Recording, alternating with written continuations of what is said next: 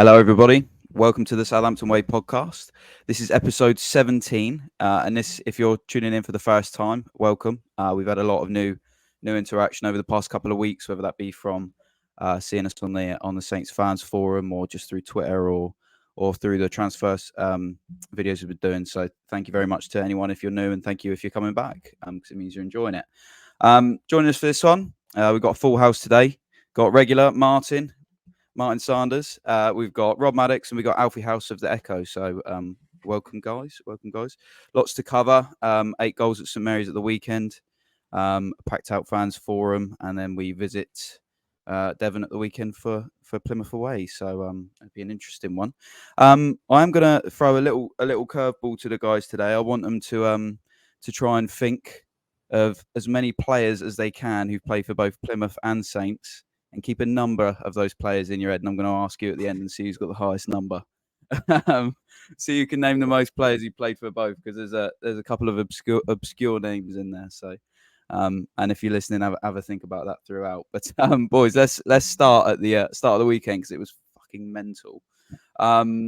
It's been a long time since you've been on, Alfie. So I'll throw this one to you, mate. So what did you make of the weekend? It was carnage, but what was your main takeaway coming away from St Mary's?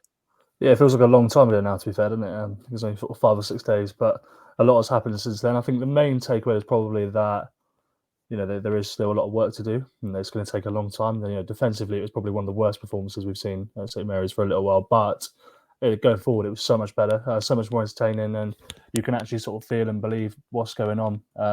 I think they're a little bit short in sort of defensive midfield, and maybe a little bit short at the back four as well, really.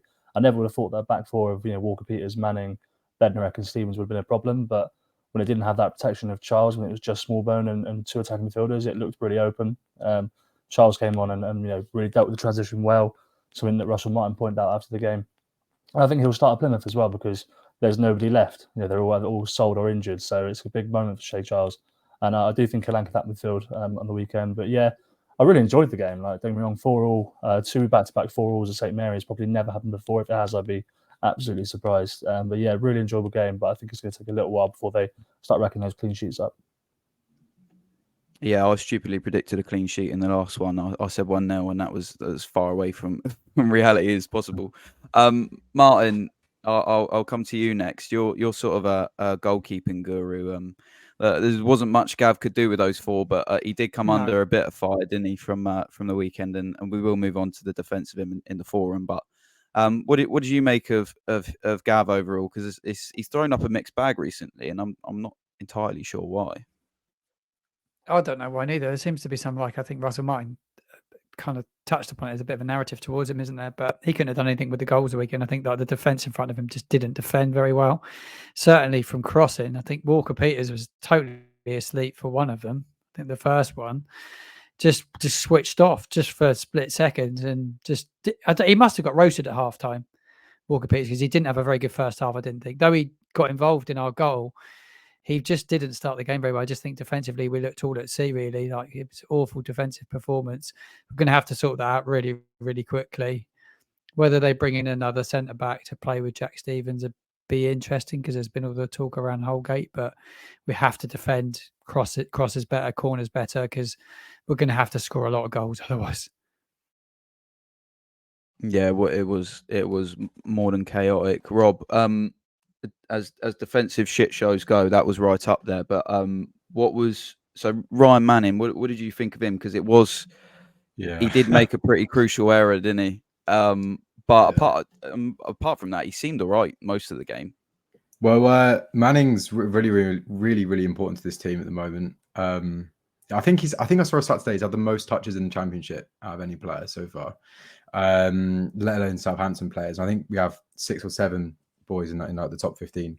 But Manning's crucial to the way we play. I thought overall he didn't have a bad game up until I think it was the 75th, when it was a fantastic assist, fantastic touch, but for Ashley Barnes to kind of put it away. And I did feel really bad for him, because I thought until then he'd had a really solid game. I kind of watched him when Barnes went off and celebrated, and he just laid on the floor, and Gav literally walked over and just picked him up and just threw him back onto the pitch. I think I think potentially just touching on that goal slightly in regards to what Martin said regarding, the goalkeeping situation and whatnot. I think that's where, we'd want to see Bazunu or another player give Manning a little bit of a shout, because there was no need for him to even touch that ball. It was going straight across the face of goal, and it was going probably out for a throw in. There's no need to really touch that. And if he does, he has to clear it. But yeah, I felt really bad for him, to be honest with you. But he's so crucial to the way we play. We've already seen that in the stats, and he just suits the system so well. I'm sure we won't see many of those errors, because he seems like quite a steady Eddie. And hopefully we see that more at Plymouth.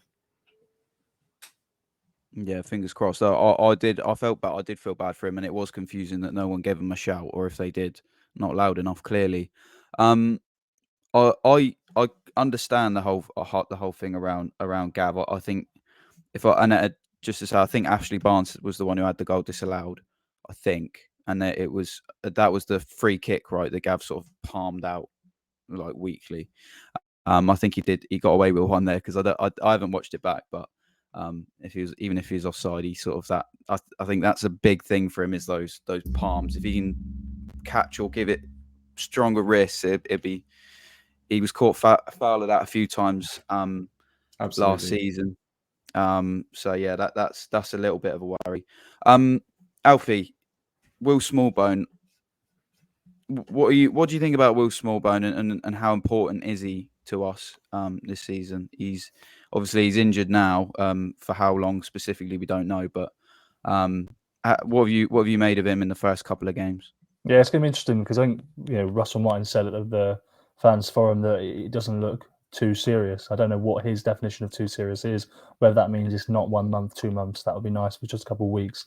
But I mean, I'm a very proud member of the I've always said Will Smallbone was good club, and anybody who doesn't believe me can go back and just type Smallbone in my username, and you'll find that I've always supported Will Smallbone. I think he's a good player.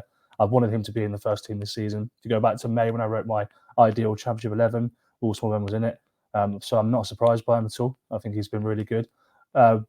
I suppose the one question that was asked on the weekend was, can he actually play in that number 6, number 4, whatever it is role, the holding midfield role right in front of a defence? And I thought, based on Sheffield Wednesday away, I thought he absolutely could. However, then you see the way Norwich played with sort of 2 pacey, powerful forwards up front. The Saints fullbacks still committing. I didn't think that he was enough. So what exactly his best role is, I still don't know, whether it is like an 8. But yeah, I mean, really impressed with him so far. Russell Martin really likes him. He tried to sign him when he was at Swansea, and Southampton told him to get lost, and now he's our player. So yeah, fingers crossed for a big year. Yeah, it's interesting. You said Martin tried to sign him at Swansea, because it seems like there's been clubs trying to sign him from Martin now. I.e. Sheffield United. Apparently, we've knocked back a few bids. Rob, if you were Jason Wilcox and you were getting bids come in for Smallbone, what would be your price? Out of curiosity, what would you say? I don't think I really have one. I'm not really sure how you would market a player like that, because obviously he's just come straight off of an ACL into a season at Stoke in a mid-table Championship team where he had flourishes of promise, but not overly, I would say, an incredible season when we look at goals and assists. And Stoke fans, a guy I spoke to in the bar the other day turned out to be a Stoke fan, and he said he wasn't overly impressed by him. But then you look at the flip side, he really impresses in the Republic of Ireland under 21 team. And I believe he's played for the Irish team now, so we have an international. He's homegrown. He's also come through the academy, and he suits our system. So to be honest with you, at this point, with the shortage of midfielders that we find ourselves, especially with him being injured at the moment, I wouldn't put a price on him. I think he'll be absolutely crucial. Obviously, I'm saying that if Sheffield United want to come in with a £30 million bid while he's out with an ankle injury, then be my guest, take him. That's completely fine. But I think at the moment, anything realistic, we're talking 10 to 15 million, I wouldn't sell, because he's going to be crucial. And we do need more players who kind of know the system like he does, and we need more players who know Southampton like he does at the moment, especially in our predicament. And I think if he has a really strong season, he could be a very much a candidate for kind of a fan's favourite as such. So personally, I wouldn't sell him, especially with the current state of affairs in midfield. But as Alfie said, I'm really looking forward to seeing him play. He deserves this chance at the end of the day, because he impressed in our academy for so long. And he was so unfortunate to have that ACL. And he's now finally playing in a system that suits his play style. he really does deserve every chance he gets to kind of prove himself here. Yeah, absolutely. I think he's been brilliant from pre-season and early doors. It's such a shame he's got another knock, and hopefully it's not too long. Martin, another player I think is pretty crucial to be trying to keep hold of at all costs is Nathan Tella.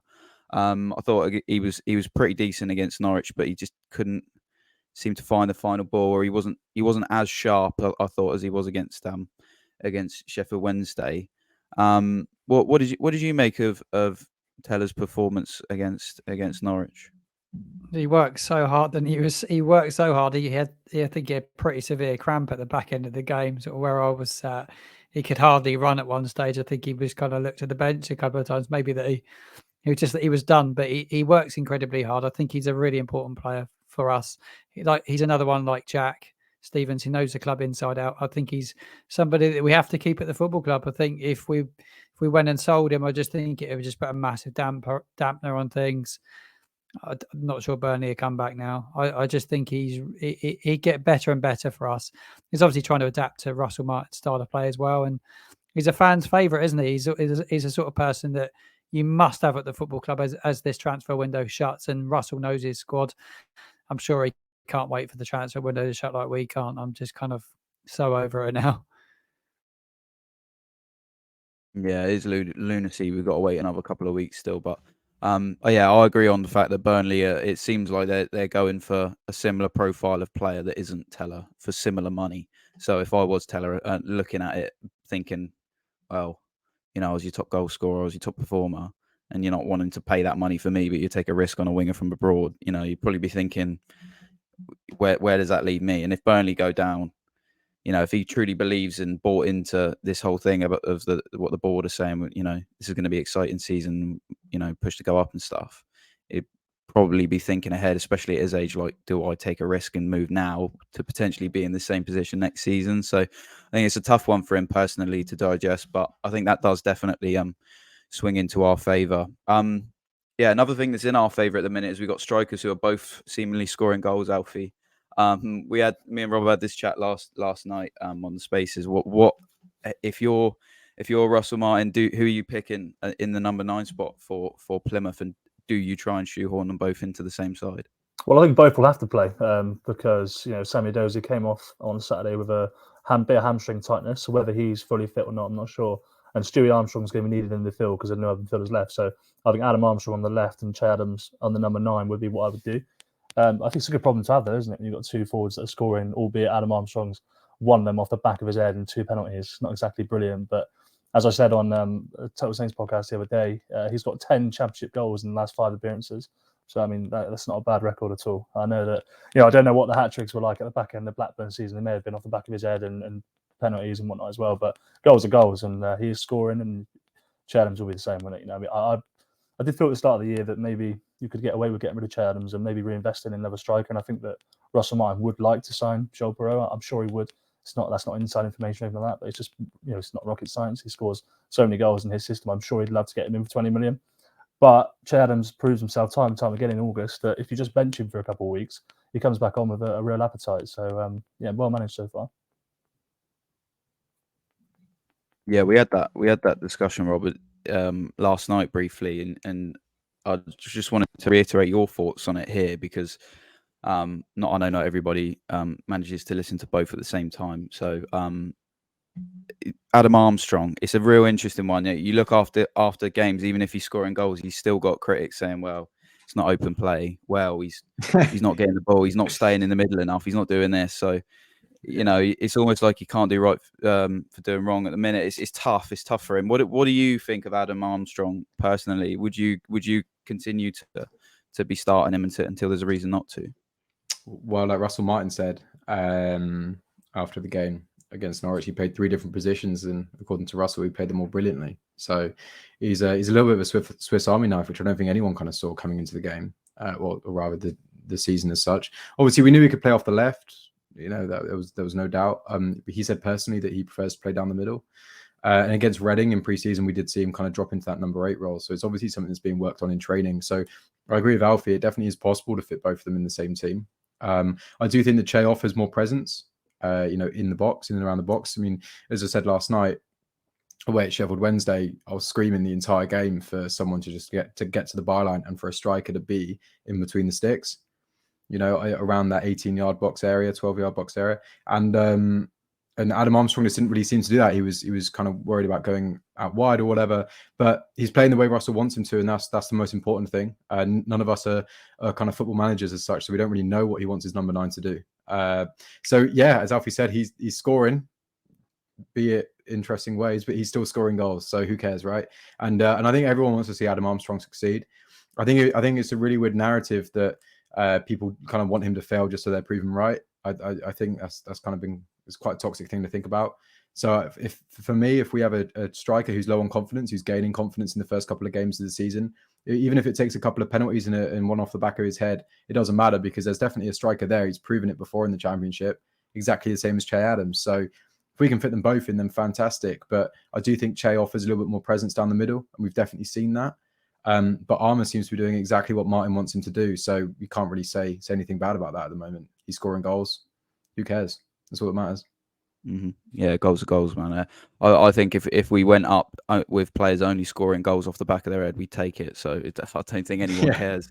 A goal's a goal. So, Martin, if you were being hypercritical of the game and saying, we scored 4, but we still didn't get 3 points, what would be the points that you would want to see acted on in the next couple of weeks against Plymouth and QPR, who are supposed to be 2 of the weaker teams in the division? Not that ever calculates like that. I'd like to see Shea play. Definitely echo what Rob said there. I'd like to see Shea play. I think he just does give us that bit more presence.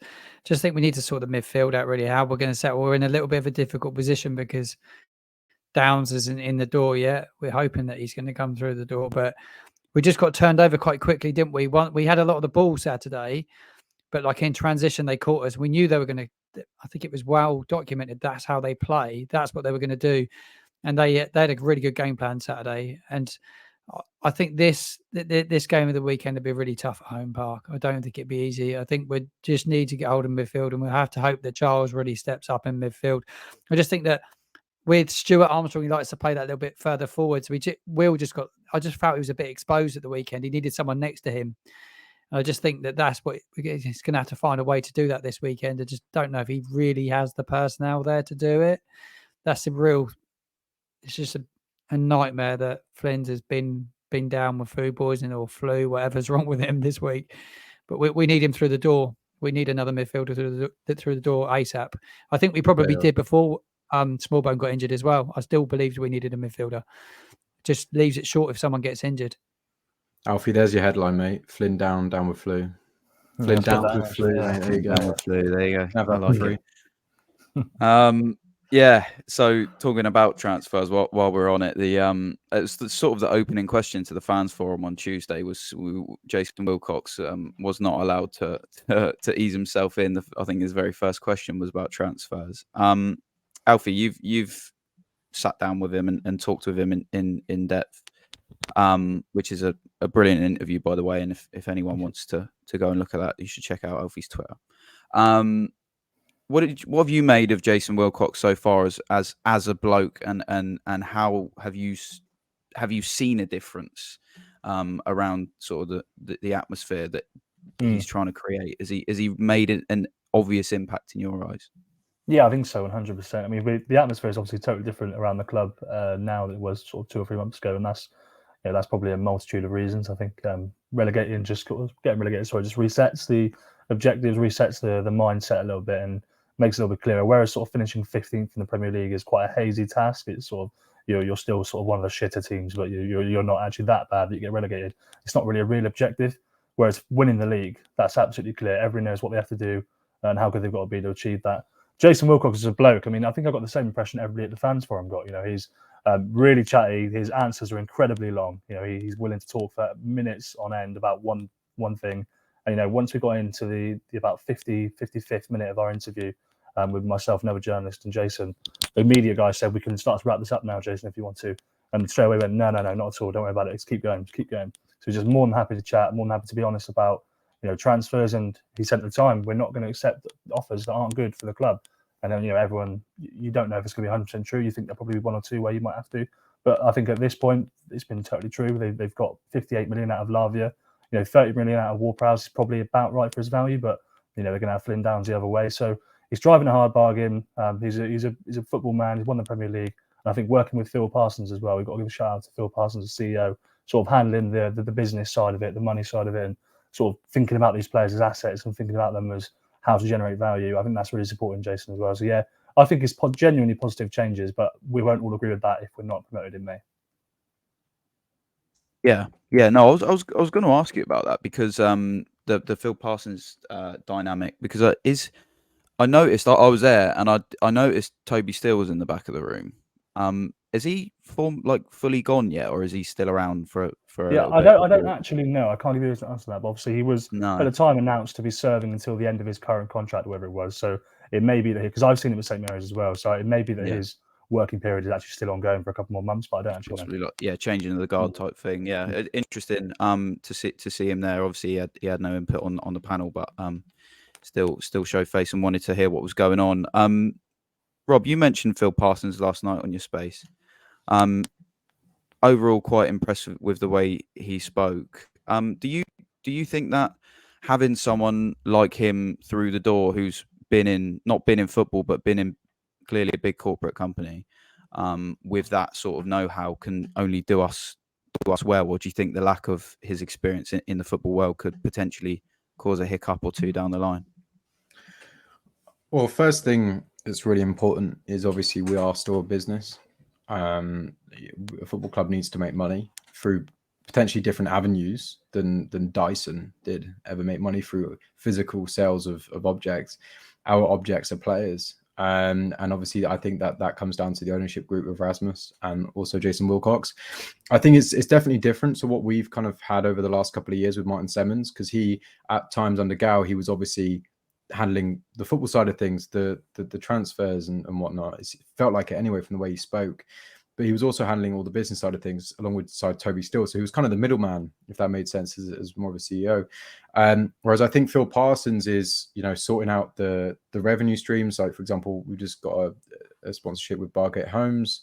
I can't remember the airline that we're with now. But we, he's trying to build these different revenue streams, I think. And the key thing is keeping our heads above water when it comes from a profit loss kind of perspective. And I think a real crucial part of that is he's taking on that side of things to let Wilcox and potentially Rasmus just handle the footballing side. So I think more specifically Wilcox this year rather than Rasmus, who seems to have kind of taken a big step back and is handling Giuseppe and whatnot. Mm-hmm. So I think that's only a good thing. From what we've seen so far, Wilcox is obviously only making deals if they're in our interest. And obviously when we've announced players like Ward-Prowse, and I'm sure it'll be the same with Lavia, or when we've sold a player, there's always a little bit of reasoning in there, which I assume has come from Wilcox himself, which I think is really important. And, we saw at the fan forum, he's very upfront, he's very honest. But in terms of Phil Parsons kind of coming in from a business background, I think in our current situation, that is kind of what we need. Essentially, we still need to make money, and it's a good thing for the club to make money. And, would we be making as much with Martin Semmens? Who knows? It's a completely different thing, completely different ball game. But I think it does show the way that kind of Sport Republic want to go. They obviously want that alignment from top to bottom. And a part of that is going to be the business side of things, which I'm sure Phil Parsons can handle, and the commercial side with Charlie Boss. And then you have Jason Wilcox just kind of handling the football side of things, as a director of football should really do. But go on, Rob, sorry. No, go on, Alfie, finish off. I would say one small anecdote I was told while I was at the stadium for one of the recent games was that just on an organisational level, this is from somebody who works with the club on the match days and organises things. And he said that he had a big sort of yearly meeting with the CEO and his staff, and he went into this meeting fully prepared with all the things that all of his ideas, all the things he wanted to do, because that's what he'd had to have done for the last couple of years. However, when he got into this meeting with Phil and Phil's staff, he put his folder down. Everything was already up on the board. All of the instructions were clear. Everything that they were going to do, all the plans they had were already up there. They'd actually been thought about before this member of organisational staff got into the meeting, and that was something they hadn't been used to. So there are definitely positive changes. Yeah, it's good. It's good to hear. It definitely you got that feel within the dynamic, being in the room, seeing the way they interact with each other was refreshing to see. There was no clear disconnect whatsoever. In fact, I was waiting at the back of the room just after it had finished because I was waiting for the other part, the fans advisory board thing. I just wanted to sit in and listen to that, and Russell come to the back of the room where I was stood to greet his backroom staff who were there, and Jason Wilcox come over, and they were sort of like embracing and putting their arm around each other and having a laugh. And it's such a small thing, but like you can see that the relationship is there. And when they talk about alignment, that it's clear that they get along as people as well as colleagues. So that's a complete something that we haven't seen, I don't think, for probably a long old time. Martin, what did you make of so the very first question he comes out, he has to talk about accepting the bid for Romeo Lavia.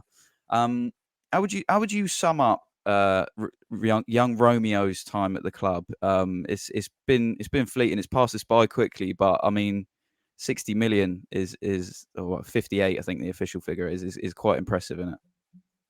Yeah, it's unbelievable what they've got for him. It's brilliant. I know, obviously, Man City are going to take 20%, Alfie, of the transfer fee because of the clause they had. Yeah, I'm not sure, something like that. Unbelievable. It's unbelievable. Like, I think I kind of knew the Chelsea game at St Mary's last August that you kind of had a feeling that he wasn't going to be there for long. He was unbelievable that night. I think he got injured in the game as well, but the first 60, 70 minutes, he was incredible. But he's one of the best young midfielders I've seen there for a long, long time. He's a great talent. I miss him. But I just knew sort of like early on he wouldn't be around long. We'd have to plan for him not being here. But wish him all the best. I think he's a great player. I'll definitely follow his career now, seeing that he's played a part of it with us. And yeah, it'd be interesting to see what sort of game time he gets at Chelsea compared to Liverpool. Interesting that he chose Chelsea over Liverpool, because I think he would have got more game time probably at Liverpool.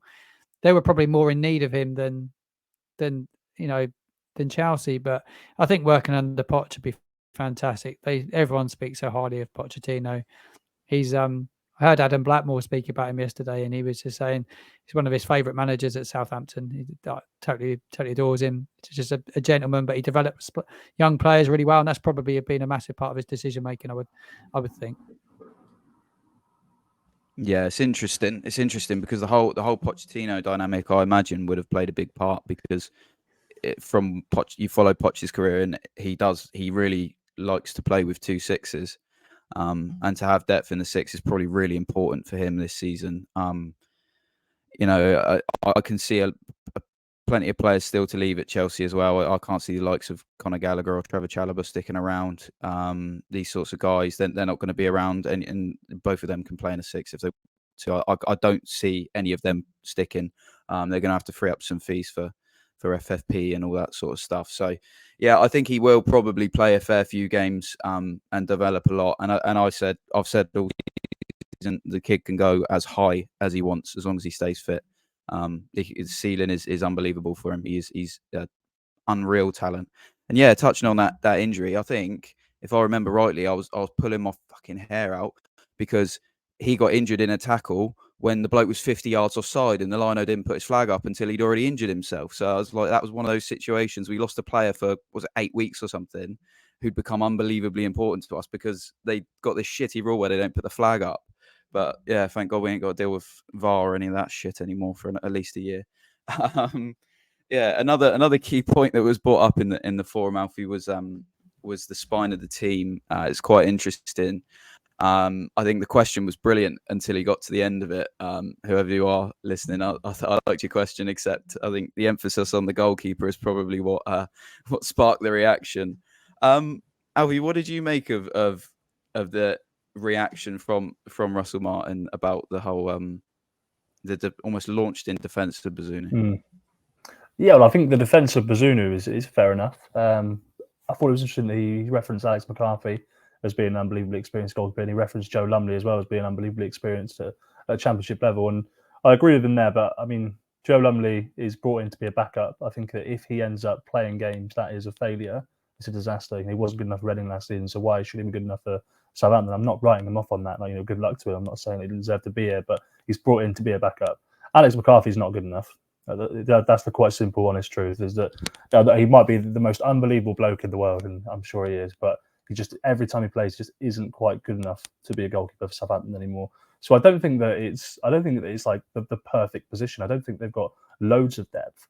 But I do agree with Russell that Gavin Bazunu is number one. He hasn't done anything this season to show that he shouldn't be. Last season was tough, but I want him in goal. I spoke to Gavin a number of times, just like Adam Blackmore has, and he's a genuinely phenomenal bloke. Like really, really interesting, really, really confident, super confident, and I don't think you're gonna concern him with any of these mistakes. So I would like to see if the club could move McCarthy on, bring in somebody that could challenge Gavin. But yeah, I'm with Russell on that one.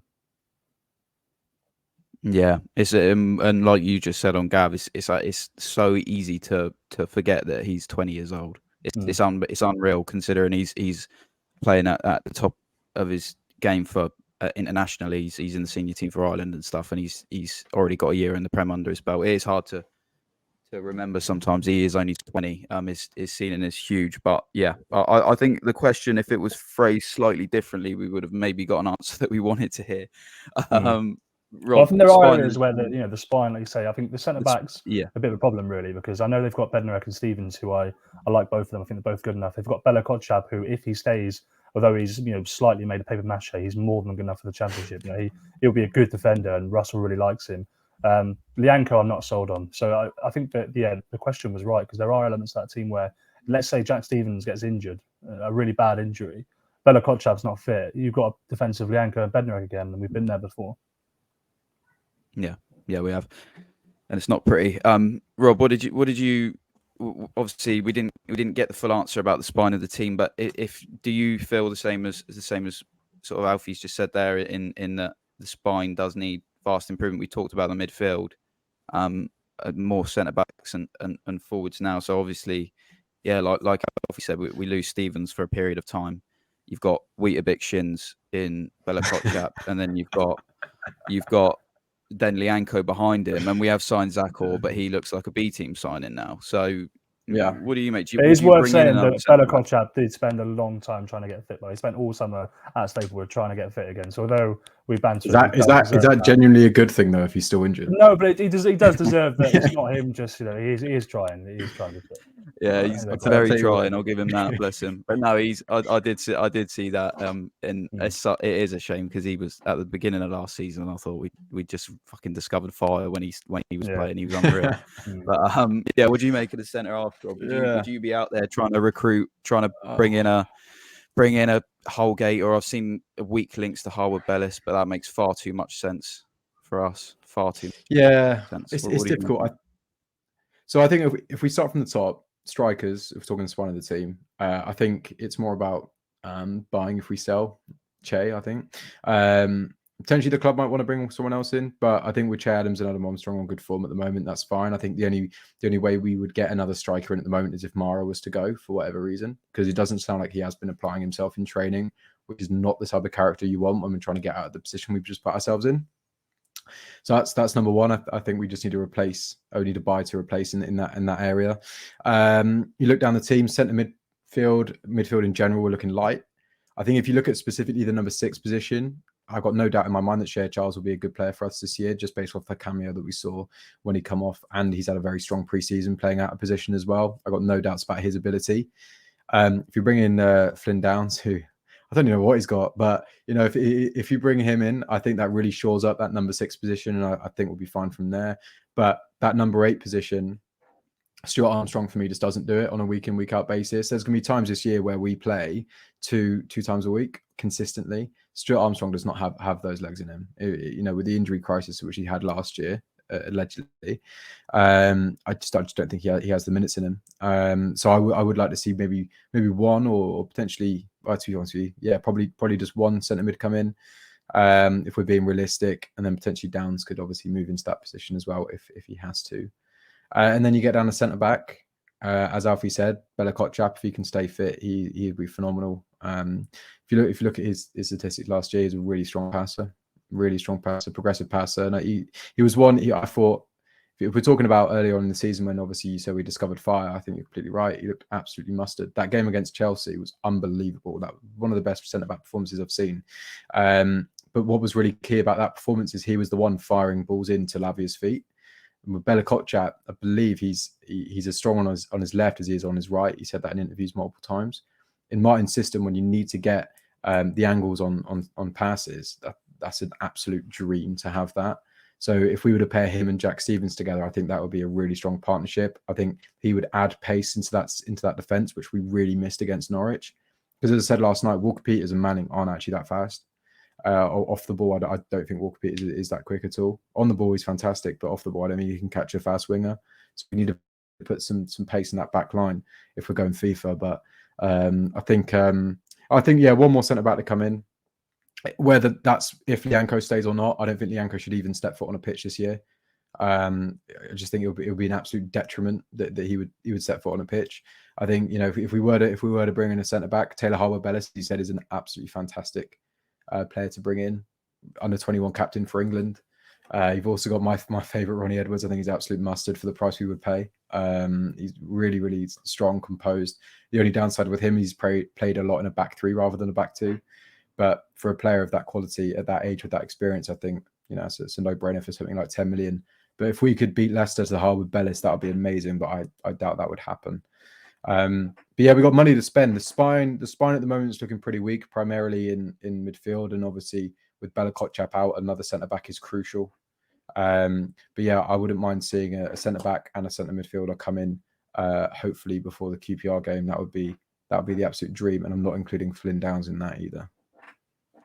So you're quite happy with depth on the wings and at full back as well. You're quite happy with, obviously losing Tino was interesting for right back because you lose Walker Peters and you're left with James Bree, aren't you? So yeah, well, James Bree, yeah, he didn't play great against Gillingham, but I think as a backup, you're not going to get anything better in the Championship.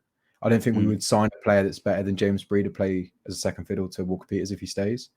I think if Perrault leaves, kind of okay with Meg Homer and Larios being in the wings. Yeah. I thought Meg Homer for me has shown enough to kind of not push Manning, because Manning's going to be the first name on the team sheet this year, pretty much every game, I think. If he gets a knock or he's tired, yeah, he's good. Yeah, exactly. I'd back Meg Homer to come in. Russell Martin obviously loves him. He's so talented as well. And then if you're talking wings, as you said, Adozie's injured. Luckily for us, we've got Ammo come in. It's been fantastic. As we said, we weren't sharp about him last night, did we? Not at all. Yeah. And then potentially maybe another right winger. Depends on what happens with Sulemana, with Kamaldeen.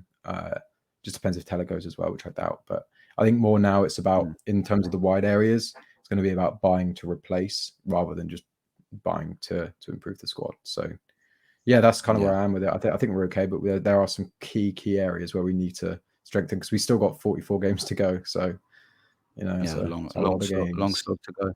Long old slog to go. Martin, in terms of goalkeepers, because this is your forte. With what would you be doing with Alex McCarthy? Would you be doing your utmost to try and get him out the door, especially with the wages he's on, or would you be satisfied with an experienced keeper like him playing second fiddle?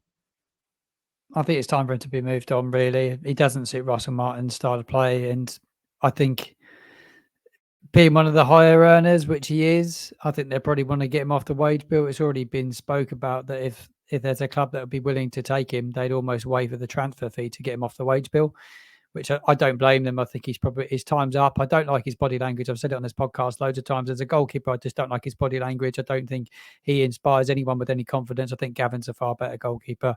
He suits Russell Martin's style of play.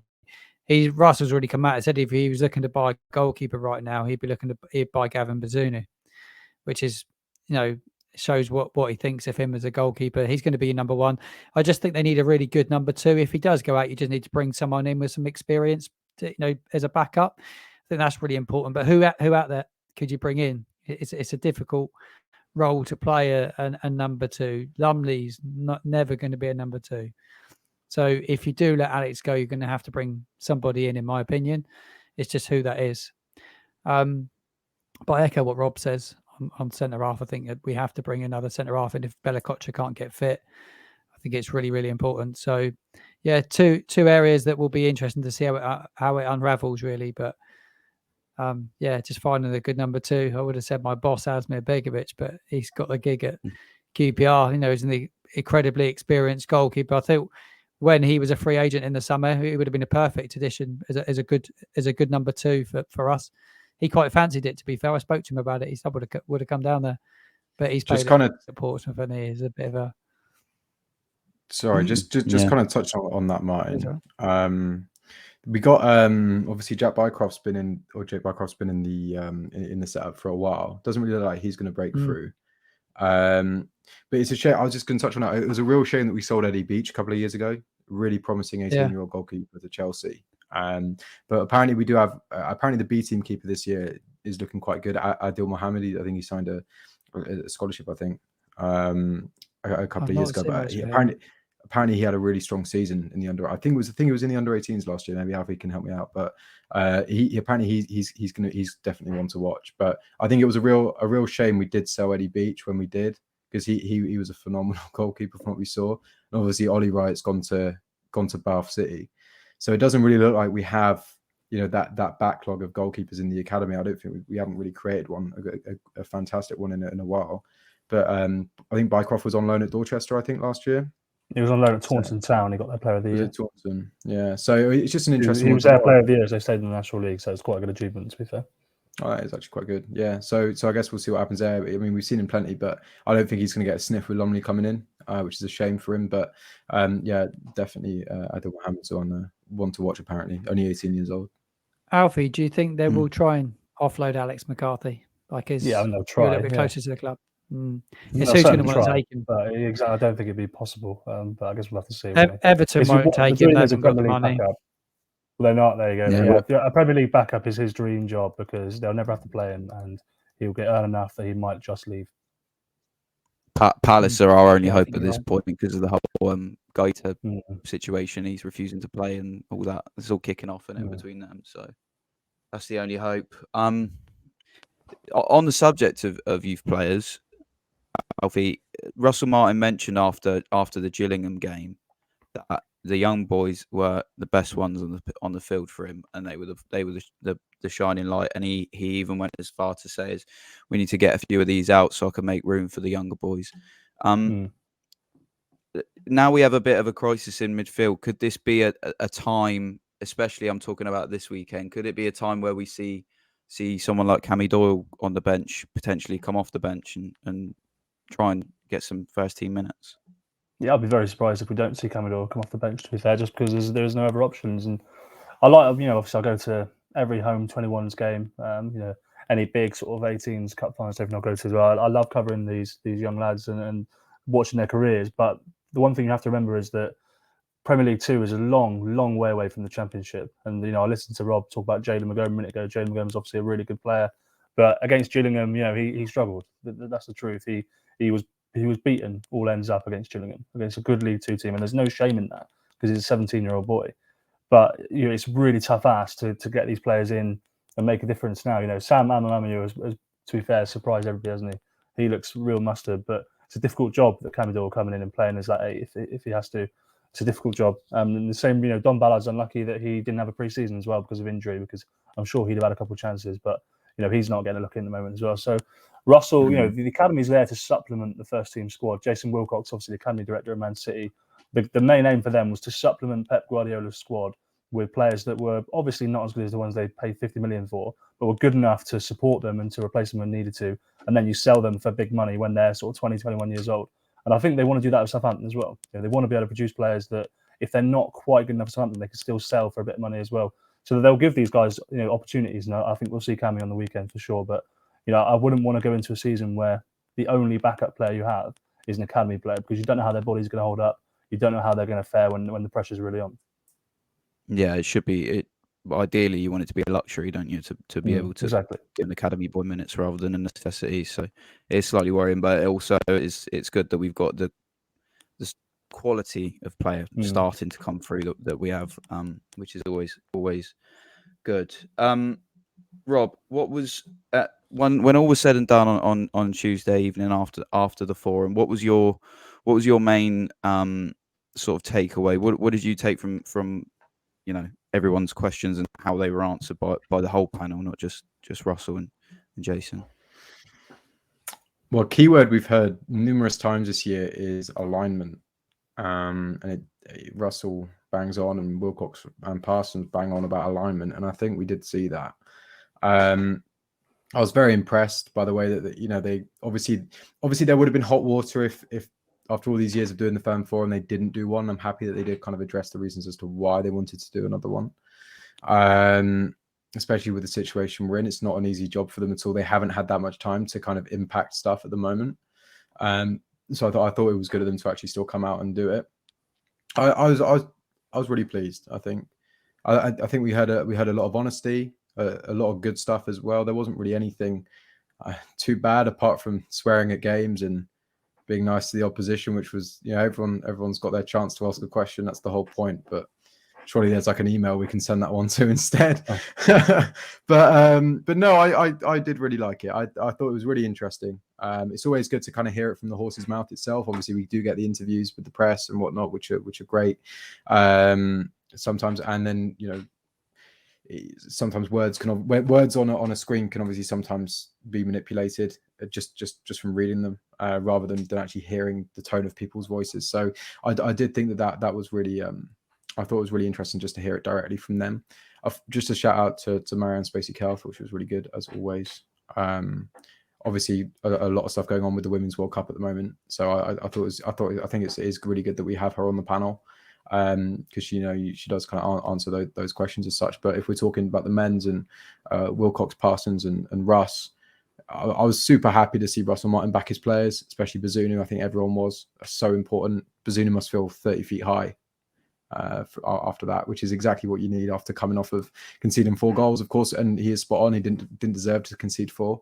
But no, I really enjoyed it. As I said, alignment seems to be the key word this year, and it looks like we're getting that because Sport Republic are being able to kind of buy people for those positions that are Sport Republic's men and not the old regime as such. So no, really happy. Hopefully they do another one in January, and hopefully that one's more positive as well. Hopefully we're just top of the league and it's nice and easy and we can just have a chat. But yeah, no, really happy, and it's good. It's good to see them actually there in the flesh and answer questions from the fans.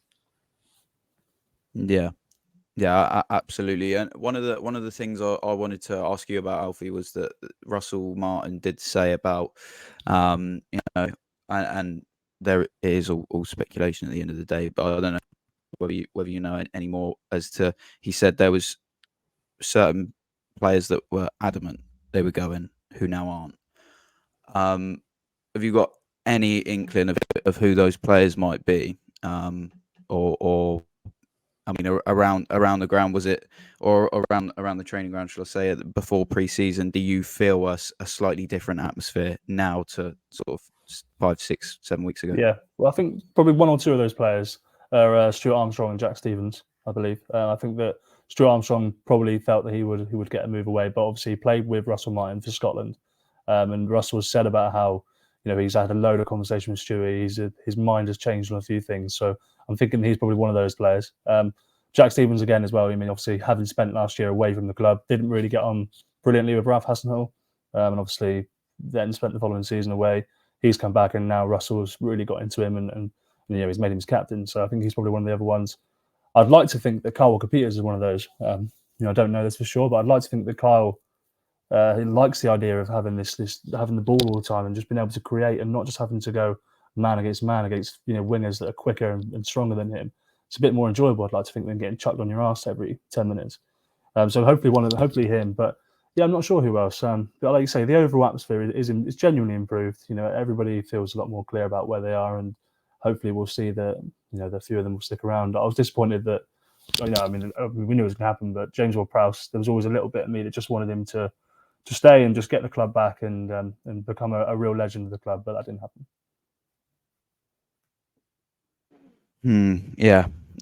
Worth mentioning that now, Martin. Whilst we're on, we did do a lot about it last week. But do you see the impact of Prowsey going, especially from that first weekend, or do you think after the first weekend and seeing that we did still manage to create 4 goals, albeit we shipped them, that we're going to we'll be all right? The world isn't going to collapse if Prowsey isn't here. No, we'll be fine without Prowse. I think we'll all miss him, and we all thought a lot of him. And he was I think if he had stayed, he could have really cemented himself as a real absolute legend of the club. He's a legend anyway, but it would have been really special to be a part of seeing us maybe put a promotion charge together. I still find the move quite strange. I know he wants to go and play Premier League football. He was never going to get the top 6 sides that we spoke about. He's not going to earn tons more money, is he? He's going to be travelling a lot. He's probably not going to see his family as much, but he gets to play in the Premier League, and that's probably the only bonus, isn't it? He'd probably score against Chelsea the weekend.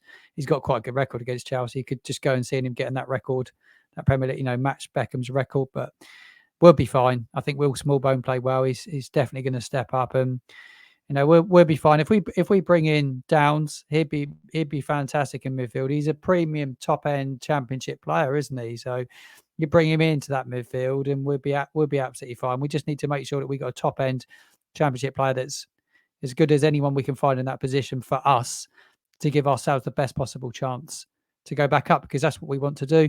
I enjoyed the fans forum. I kind of judged Sport Republic. I enjoyed what they said. I think they speak well. Once we get to the end of the season, we can really judge if what they've said, they've put it into practice. It'd be interesting. I don't think they'll spend tons of money. I think they'll recoup a bit of cash now, and they'll be sensible about the business they do. But we just need to give ourselves the best possible chance now to go back up. Yeah, and there's you don't give yourself a much better chance than when you're picking up points. Rob, this weekend we go to what, when you look at it, are one of the weaker teams in the division. I think they've got the lowest wage bill. They've got the smallest ground. They've just come up from the lower division. So on paper, everything looks hunky dory. We should go there and absolutely bowl them over, but we all know that's not going to happen. What are you anticipating for Saturday? Because by all accounts, it's not a particularly nice place for away teams to visit. I was listening to Total Saints pod, and I was also watching the Matchday vlogs live last night before the space. I knew they had some Plymouth fans on, so I was like, okay, we'll see what we're dealing with here. And they were very much, we will come at you, we will come at you, and we will, try. Our home form is so good for reasons like they score goals. They play really fluid football, attacking football, and to me that's kind of music to my ears, if I'm being completely honest with you. Because if a team really does come at us, that will leave a lot of space in behind for Pella, Adam Armstrong. So I hope they do come at us. I really do, because I think if we can play Shea Charles as that screen in front of the back four, and if Bednarek and Stevens have good games, I think we'll have plenty enough to kind of deal with their forwards. I got no doubt about that. On paper, we should have enough to deal with their front line. But if they do come at us and they really do attack us, I'm hoping that we are quick on the transition, so we can really punch back at them, similar to what Norwich did to us this weekend as that away side. I think we have, there's no reason why we shouldn't win this weekend, in my opinion. I know Plymouth are a very good team. They have a fantastic home record, and this is not discrediting them, but we have a much better team than them. If you look at our squad value, it wouldn't even shock me if it was 10 times the value in terms of what we have paid for players versus them, maybe more than that. If we don't win, then I will be disappointed, obviously. That will be very frustrating. But it all depends about the performance. We heard a lot last night, Josh, about people predicting a 2-1 or a 1-0 or a 3-2. As long as we get 3 points, that's all that matters. But if they do really come at us, there's plenty of goals in us for this game. And with the strength of squad that we have, I think it's one of the best squads, if not the best squad in the Championship at present, obviously with a couple more players hopefully coming in. So there really isn't an excuse or a reason why we shouldn't be beating these teams.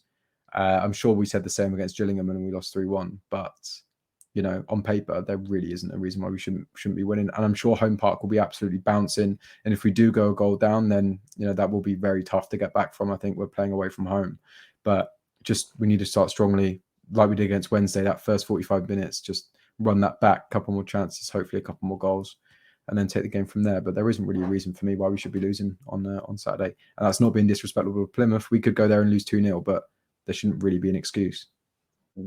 Yeah, I think we're gonna be saying that a lot this season, bar 1 or 2 games, given that we've just come down, sort of thing, and we are supposed to be the stronger lot. But Alfie, what do you make of the threat that Plymouth could pose? I mean, yeah, you come out with a stat on the TSP at the weekend that I can't remember off the top of my head, but the home form is ludicrous, and lots of people have said they've recruited well. I can't account for that because I don't know the signings and all that, but lots of people who do said that they've signed well.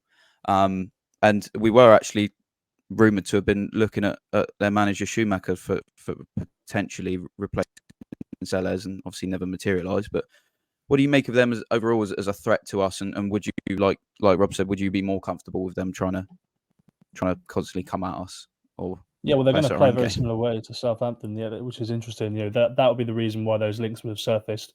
Whether the club were looking at Schumacher or not, it'd be because he absolutely fits the bill. Fits the bill in terms of that possession style, moving the ball quickly and not being afraid to keep hold of it when you need to. So it'd be the first time where Southampton under Russell Martin have played a team that are going to be playing a similar way to them. And given the nature of the Championship, that won't happen that many times. But it's going to be really, really interesting. I think people like Adam Armstrong, they're going to have to move the ball a lot quicker than they ever have done before when they get it, because they're going to receive it with the Plymouth attack in their own half, in the Saints' half. Sorry, there's going to be space for them, but they are going to have to move it quickly. It's going to be under pressure very quickly as well. And if they can move it quickly, they're going to find themselves in the channels over and over again. I'd like to think. I think they're going to be in behind, and that's where Adam Armstrong's really at his best. So people like Adams are going to be back to goal, one pass, diagonal in behind, and I'm thinking that there could be, like Rob said, a lot of goals. My prediction on the podcast, Today's podcast, was 3-1, but in the back of my head, I was actually thinking if Saints really get hold of this game and they really show their class and they take it to Plymouth, I don't see why they couldn't win sort of 4-1, 5-2 sort of thing.